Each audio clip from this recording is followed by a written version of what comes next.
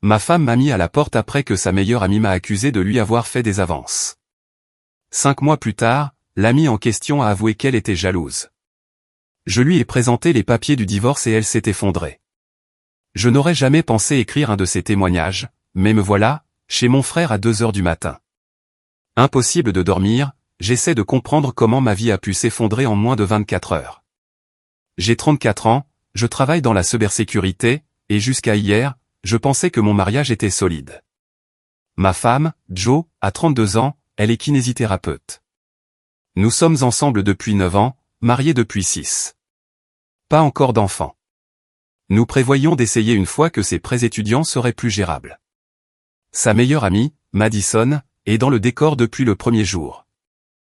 Amies de lycée originaires de l'Ohio, elles sont restées proches pendant leurs études universitaires, et quand Madison a déménagé ici il y a 5 ans, elle a fini par faire partie des meubles. Je parle de plusieurs dîners par semaine. Tous les vendredis soirs, c'était soirée entre filles. Des textos constants. Au début, ça ne me dérangeait pas, Madison venait de divorcer, son ex l'avait trompée et toute l'histoire l'avait anéantie. Donc, je me suis dit que c'était normal que Jo soit là pour elle. Je l'ai même aidé à déménager l'année dernière. Avec le recul, il y avait des signes. Madison avait ce regard quand Jo m'embrassait pour me dire au revoir. Difficile à décrire, mais ce n'était certainement pas un regard de joie pour nous. Des petites remarques par-ci par-là, comme « ça doit être bien d'avoir quelqu'un qui est vraiment présent ». Ou bien « tu as tellement de chance, Jo ». Certaines d'entre nous ne sont pas aussi fortunées. J'ai mis ça sur le compte de l'amertume de son divorce. Il y a environ 6 mois, nous sommes tous allés dîner. Jo est allé aux toilettes et Madison m'a demandé si je n'en avais jamais marre de jouer au mari parfait. J'en ai ri. Elle m'a fixé un peu trop longtemps et a dit « Jo parle de moi constamment et c'est honnêtement épuisant ». Encore une fois, j'ai pensé, célibataire et amer. Puis hier, tout a explosé. Un mardi normal, je suis rentré vers 18 heures. Jo était déjà là, en train de préparer le dîner. Elle semblait distante, mais j'ai supposé que c'était dû à une longue journée de travail. Nous avons mangé en silence, ce qui était étrange. Et puis, alors que je chargeais le lave-vaisselle, elle m'a dit que Madison lui avait raconté ce que j'avais fait. Je n'avais aucune idée de ce dont elle parlait.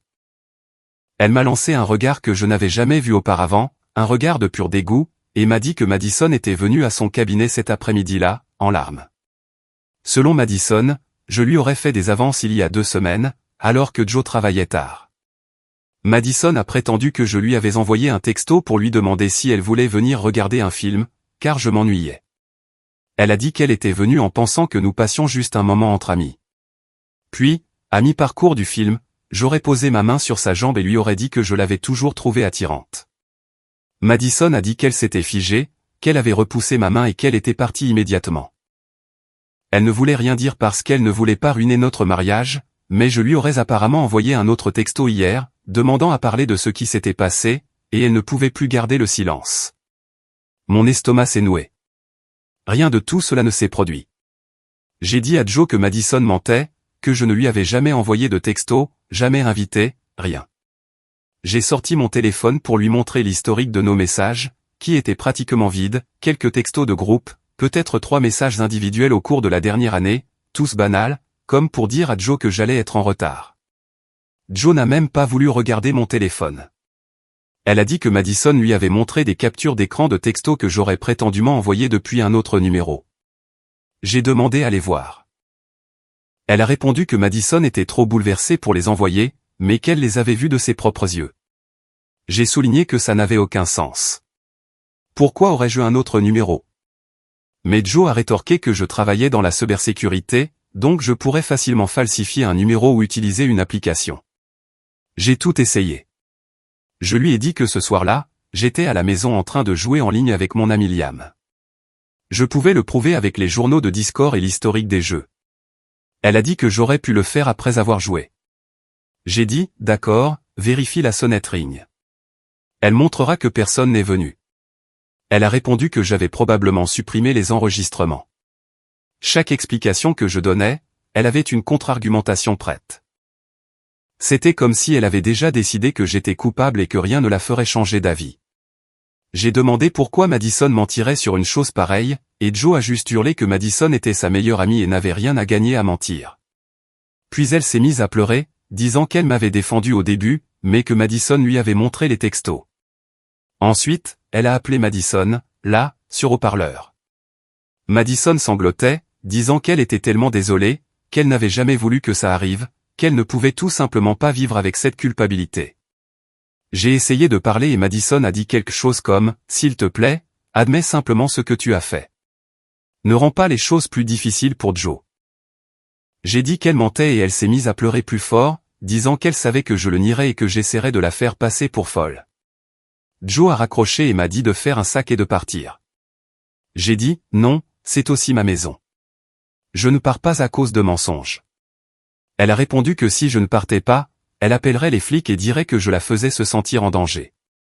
Cette menace a brisé quelque chose en moi. J'ai pris quelques vêtements, mon ordinateur portable, ma brosse à dents, et je suis parti. Je suis resté assis dans ma voiture pendant peut-être 20 minutes, à regarder dans le vide, puis j'ai conduit jusqu'à l'appartement de mon frère. Mon frère Ethan a ouvert la porte, a vu mon visage et m'a fait entrer sans poser de questions. Je lui ai raconté ce qui s'était passé. Il était furieux. Il avait rencontré Madison lors de fêtes de famille et d'événements. Il ne l'avait jamais aimée. Il a toujours dit qu'elle lui donnait une drôle d'impression, qu'elle était trop attachée à Joe. Je pensais qu'il était paranoïaque, mais peut-être qu'il avait vu quelque chose que j'avais manqué. Ethan a dit que je devais immédiatement prendre un avocat, que de fausses accusations comme celle-ci pouvaient détruire ma vie. Je n'ai pas pu dormir cette nuit-là. Je n'arrêtais pas de rejouer chaque interaction avec Madison, essayant de savoir si j'avais fait quelque chose qui aurait pu être déformé. Je n'ai rien trouvé. Le lendemain matin, j'ai appelé Joe, directement sur sa messagerie vocale. Je lui ai envoyé un texto, rien. J'ai envoyé un long email expliquant tout, la suppliant de regarder les preuves. Silence. J'ai même appelé sa mère, pensant qu'elle pourrait peut-être raisonner Joe, mais sa mère a été glaciale. Elle a dit que Joe lui avait raconté ce qui s'était passé et qu'elle était déçue de moi. J'ai essayé d'expliquer et elle m'a coupé, disant que Joe ne mentirait pas et que Madison n'avait aucune raison d'inventer des choses. Tout le monde avait déjà décidé que j'étais coupable.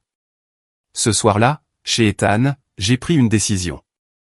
Si Joe n'allait pas me croire, si elle allait croire la parole de Madison sans même envisager la possibilité de mensonge, alors peut-être que ce mariage n'était pas ce que je pensais. La première semaine a été rude. Ethan devait travailler pendant la journée, alors je restais assis sur son canapé à faire défiler mon téléphone, regardant de vieilles photos de Joe et moi. Je n'arrêtais pas de penser qu'elle retrouverait la raison, qu'elle réaliserait que l'histoire de Madison avait des failles, qu'elle appellerait pour s'excuser. Le téléphone est resté silencieux. Je lui ai envoyé un texto tous les jours pendant les 5 premiers jours. Des choses simples, demandant si nous pouvions parler, disant qu'elle me manquait. Chaque message a été ignoré. Le 6e jour, je suis passé en voiture devant notre maison et j'ai vu la voiture de Madison dans l'allée à 11 h du matin, un jeudi. Elle avait pratiquement emménagé. C'est là que j'ai réalisé que ça n'allait pas se tasser. Madison était là tous les jours, dans ma maison, renforçant probablement ses mensonges constamment. Joe n'avait aucun espace pour réfléchir. Le 7e jour, Ethan m'a fait asseoir et m'a dit que je devais arrêter de me torturer. Il a dit que je ne pouvais pas continuer à passer devant la maison, à envoyer des textos dans le vide. Je devais me protéger. Il m'a donné le numéro d'un de ses amis, un avocat spécialisé en divorce. J'ai fixé ce contact pendant 2 heures avant d'appeler. L'avocat s'appelait Richard. La cinquantaine. Il avait géré des centaines de divorces. Nous nous sommes rencontrés à son bureau le lendemain matin. Je lui ai tout montré. L'historique de mes textos quasi inexistants avec Madison. Mes journaux de jeu sur Discord de cette nuit-là. Elle prétendait que je l'avais invitée. Mon compte de Sonnet Ring ne montrant aucune activité. Richard a écouté, puis a dit quelque chose qui m'a marqué. Il a dit, même si nous prouvons que Madison a menti, même si Joe finit par réaliser la vérité, vous devez vous demander si vous pourrez un jour faire à nouveau confiance à votre femme après cela. Ça m'a frappé de plein fouet, parce qu'il avait raison. Joe n'avait pas seulement cru Madison. Elle avait refusé ne serait-ce que d'envisager ma version, m'avait mis à la porte, m'avait bloqué, avait monté sa famille contre moi. Richard a dit que nous devions entamer la procédure immédiatement. Il a expliqué que dans notre État, il y a une période d'attente obligatoire de 60 jours après le dépôt avant que quoi que ce soit puisse être finalisé, et que cela pouvait être plus long en cas de litige sur les biens ou si une partie conteste. Il a dit que nous devrions prendre les devants, déposer les documents, et si par miracle Joe revenait à la raison avant la fin, nous pourrions retirer la demande, mais qu'au moins je serais protégé. J'ai signé les premiers papiers ce jour-là. C'était surréaliste, comme si je regardais la vie de quelqu'un d'autre imploser. Richard a dit que Joe recevrait la notification d'ici une semaine. J'ai quitté son bureau et j'ai marché dans le centre-ville pendant des heures. J'ai fini dans ce parc au bord de la rivière où Joe et moi avions eu notre premier rendez-vous il y a 9 ans. Nous avions pris une glace et parlé pendant 5 heures d'affilée. Je me souviens avoir pensé ce soir-là que je l'épouserais probablement un jour. Et maintenant, j'étais là, à signer des papiers de divorce parce qu'elle avait cru des mensonges plutôt que moi. J'ai appelé mon meilleur ami Liam ce soir-là. C'est avec lui que je jouais la nuit où Madison a prétendu que je lui avais fait des avances. Je lui ai tout raconté et il était sous le choc. Il a proposé d'appeler Joe pour confirmer que j'étais en ligne avec lui toute la soirée. J'ai dit, ne te fatigue pas, elle ne le croirait pas non plus. Liam a mentionné que Madison lui avait toujours semblé étrange. Il s'est souvenu d'une fête de Noël il y a 2 ans où elle s'était saoulée et avait été bizarrement tactile avec Joe toute la nuit. Je m'en souvenais aussi. Nous en avions tous ri à l'époque. 2e semaine, j'ai recommencé à fonctionner.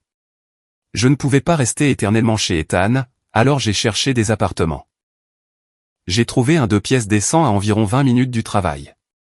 J'ai signé un bail de 6 mois. Ethan m'a aidé à emménager mes affaires, ce qui n'était pas grand-chose puisque la plupart de mes biens étaient encore à la maison. J'ai acheté des meubles bon marché, j'ai essayé de faire en sorte que ça ressemble à un foyer. Ça n'a pas marché. L'endroit semblait vide et déprimant. Je me suis jeté à corps perdu dans le travail. Mon patron a remarqué que quelque chose n'allait pas mais n'a pas posé de questions. J'ai commencé à rester tard, à prendre des projets supplémentaires, n'importe quoi pour éviter de rentrer dans cet appartement vide. J'ai aussi commencé à aller à la salle de sport tous les matins avant le travail. C'est Ethan qui me l'a suggéré. Il a dit que ça l'avait aidé à traverser sa rupture il y a quelques années. Je ne m'étais pas entraîné régulièrement depuis l'université, mais j'avais besoin d'un exutoire pour toute cette colère. Ça a vraiment aidé. Soulever des poids lourds rend tout le reste plus gérable pendant un moment. 3e semaine. Toujours aucune nouvelle de Joe. Les papiers du divorce avaient été signifiés. Richard a appelé pour dire que Joe les avait reçus et avait apparemment paniqué. Sa mère a appelé son bureau en hurlant que j'abandonnais ma femme au moment où elle avait besoin de moi. Comment osais-je demander le divorce? Richard a calmement expliqué que sa fille m'avait mis à la porte sur la base de fausses accusations et avait refusé tout contact. Sa mère lui a raccroché au nez. Une partie de moi espérait que recevoir les papiers ferait réagir Joe, lui ferait réaliser que j'étais sérieux. Toujours rien. Puis quelque chose d'intéressant s'est produit. Une de nos amies communes, une fille nommée Kazé qui travaille avec Joe à la clinique, m'a contacté sur Instagram. Elle a dit qu'elle ne savait pas ce qui s'était passé, mais qu'elle ne croyait pas que j'aurais fait ce que Madison prétendait. J'ai demandé pourquoi et elle a dit que Madison agissait de manière très étrange ces derniers temps. Elle vivait pratiquement chez Joe. Elle devenait sur la défensive dès que quelqu'un posait des questions sur moi et, honnêtement, certaines parties de son histoire ne tenaient pas la route. Elle a ajouté que quelques autres personnes à la clinique remettaient également en question la version de Madison, mais personne ne voulait rien dire à Joe parce qu'elle était si fragile. Cette conversation m'a donné une lueur d'espoir que la vérité finirait peut-être par éclater. Mais ça ne changeait rien à ma situation. J'étais toujours seul dans un appartement déprimant. Ma femme me détestait toujours. Madison jouait toujours la victime. 4e semaine, Ethan a insisté pour que j'aie un rendez-vous. Il m'a arrangé un coup avec une amie de sa petite amie, une fille nommée Ashley. Elle était gentille, travaillait dans le marketing. Nous avons pris un verre en ville. J'ai essayé d'être présent, mais le cœur n'y était pas. À mi-parcours, elle m'a dit, « Vous n'avez pas encore tourné la page avec votre ex, n'est-ce pas ?» Je me suis excusé. J'ai dit que j'étais en plein divorce et que je ne devrais probablement pas fréquenter quelqu'un. Elle a été compréhensive et m'a souhaité bonne chance. Je suis rentré chez moi en me sentant encore plus seul. À la 8e semaine, je commençais à accepter que c'était ma nouvelle réalité. Joe ne reviendrait pas. Le divorce avançait. J'ai commencé à faire des plans pour ce à quoi mon avenir pourrait ressembler. Peut-être changer de ville. Tout recommencer. Me concentrer sur ma carrière. Viser ce poste de senior. Voyager. Quelque chose dont Joe et moi avions toujours parlé mais que nous n'avions jamais fait. Puis la 10e semaine est arrivée et tout a changé. La mère de Joe m'a appelé. C'était la dernière chose à laquelle je m'attendais. J'ai failli ne pas répondre, mais la curiosité l'a emporté. Sa voix tremblait. Elle a dit qu'elle devait me dire quelque chose et qu'elle me devait des excuses. Il s'est avéré que Madison s'était saoulée chez elle 3 jours plus tôt. Joe n'était pas là, elle travaillait de nuit. Madison s'est mise à pleurer sur la difficulté de la situation, sur la culpabilité qu'elle ressentait.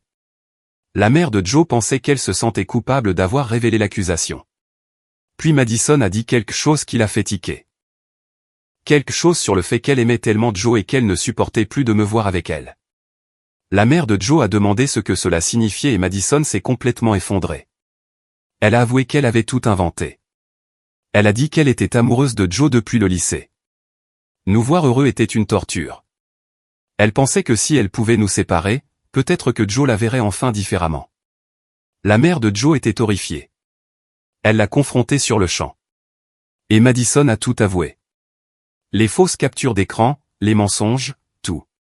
Elle avait utilisé une application pour créer de fausses conversations par SMS qui semblaient provenir de mon numéro.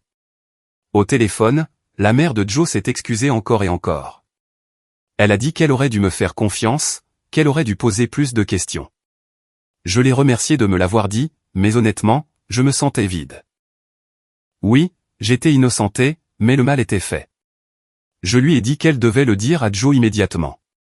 Elle a répondu qu'elle avait essayé, mais que Joe ne voulait pas écouter, pensant que sa mère me défendait par culpabilité. J'ai raccroché et je suis resté là, à fixer le mur. Une partie de moi voulait se sentir victorieuse, mais je me sentais surtout vide. 2 heures plus tard, mon téléphone a commencé à exploser de textos de Joe. Des dizaines. Je ne les ai pas lus. J'ai éteint mon téléphone et je suis allé me coucher. Le lendemain matin, j'avais 17 appels manqués de Joe et peut-être 30 textos. Je les ai finalement lus. C'étaient toutes des variations me suppliant de l'appeler, disant qu'elle était désolée, que nous devions parler. Je n'ai pas répondu. Richard a appelé cet après-midi-là, disant que l'avocat de Joe l'avait contacté pour savoir si je serais disposé à une rencontre pour discuter d'une réconciliation. J'ai dit à Richard d'organiser une réunion, mais de bien préciser que c'était uniquement pour finaliser les détails du divorce, rien d'autre. Il a dit qu'il s'en occuperait. La réunion a été fixée au vendredi après-midi, chez nous. Joe voulait qu'on se voie là-bas, pensant probablement que le fait d'être à la maison me rendrait émotif. J'ai accepté, mais j'ai précisé que Richard viendrait avec moi. Le vendredi est arrivé et je me suis rendu à la maison pour la première fois en près de 3 mois. La voiture de Joe était dans l'allée. Celle de Madison aussi. Mon estomac s'est noué. J'ai appelé Richard, je lui ai dit que Madison était là. Il a dit, « Attendez, je m'en occupe. » Nous sommes entrés ensemble. Joe était sur le canapé, en larmes. Madison se tenait derrière elle, une main sur son épaule.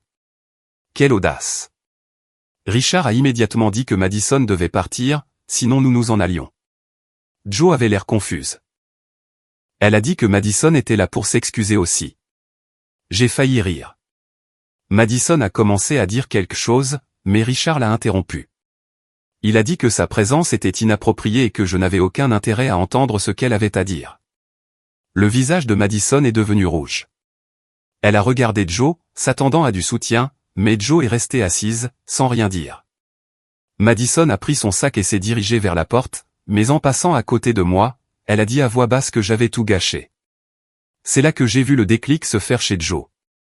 Son visage est passé de la confusion au choc, puis au dégoût, en temps réel. Elle s'est levée et a demandé à Madison ce que cela signifiait. Madison s'est figée, s'est retournée, et on pouvait la voir essayer de trouver un moyen de faire marche arrière. Trop tard. Joe s'est approché et a dit que sa mère lui avait raconté ce que Madison avait dit sur le fait d'être amoureuse d'elle, qu'elle n'avait pas voulu y croire. Mais la façon dont Madison venait de me regarder rendait la chose évidente. Madison s'est mise à pleurer, a essayé d'attraper les mains de Joe, disant qu'elle avait fait ça pour elle, que j'empêchais Joe de voir ce qu'elle pourrait avoir ensemble. Joe a reculé comme si elle avait été frappée, a dit à Madison de sortir. Madison a refusé. Elle a commencé à divaguer sur le fait qu'elle aimait Joe depuis qu'elles avaient 16 ans. Qu'elle avait attendu tout ce temps. Qu'elle avait détruit son propre mariage parce qu'elle ne pouvait s'empêcher de penser à Joe. Et puis Joe m'avait épousé et elle avait dû nous regarder ensemble chaque jour.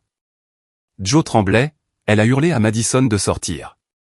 Madison a essayé de la serrer dans ses bras. Joe l'a repoussée et Madison a trébuché en arrière sur la table basse. Elle s'est relevée, le mascara coulant partout, nous a regardés tous les deux avec une haine pure avant de finalement partir. La porte a claqué. Le silence s'est installé dans la maison. Joe s'est effondré sur le canapé, en sanglots.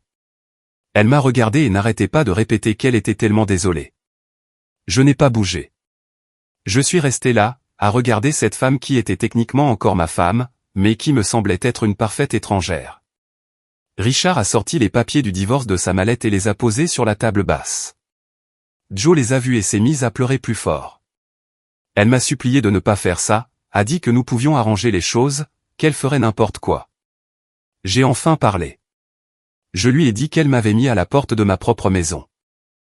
Qu'elle avait cru quelqu'un d'autre plutôt que moi sans aucune preuve réelle, qu'elle avait monté sa famille contre moi, qu'elle n'avait pas voulu m'écouter quand je la suppliais d'entendre ma version. Elle n'arrêtait pas de dire qu'elle était désolée, qu'elle avait fait une terrible erreur, que Madison l'avait manipulée. J'ai regardé Richard et il a hoché la tête. Je me suis retourné vers Joe et j'ai dit, j'espère que tu trouveras quelqu'un en qui tu auras vraiment confiance, parce que ce n'était pas moi et ça ne le serait plus jamais. J'ai signé les papiers là, sur notre table basse. Joe me suppliait d'arrêter, disant que nous pourrions aller en thérapie, qu'elle se rattraperait. Je me suis levé et je me suis dirigé vers la porte. Elle a attrapé mon bras et je me suis doucement dégagé. J'ai dit au revoir et je suis parti. Je pouvais l'entendre m'appeler alors que je montais dans la voiture. Richard m'a suivi dans la sienne. Nous sommes allés à son bureau et avons finalisé tout ce que nous pouvions ce jour-là. C'était il y a 3 mois. Le divorce a été finalisé il y a 2 semaines. Je vois Ashley maintenant, la fille qu'Ethan m'avait présentée. Nous avons repris contact il y a environ 1 mois et les choses se passent bien. Elle sait tout. Elle ne juge pas. J'ai déménagé dans un appartement plus grand, j'ai eu cette promotion au travail, j'ai commencé à voyager. Joe a essayé de me contacter encore quelques fois, mais je l'ai bloqué partout. Ethan a mentionné qu'elle est maintenant en thérapie, essayant de digérer tout ça. Madison est apparemment retournée dans l'Ohio. Je n'ai de pitié pour aucune d'elles. En fait, je suis heureux maintenant. Plus heureux que je ne l'étais dans ce mariage, si je suis honnête. Parfois, la pire chose qui vous arrive s'avère être la meilleure. C'était mon cas. Qu'en pensez-vous de cette histoire?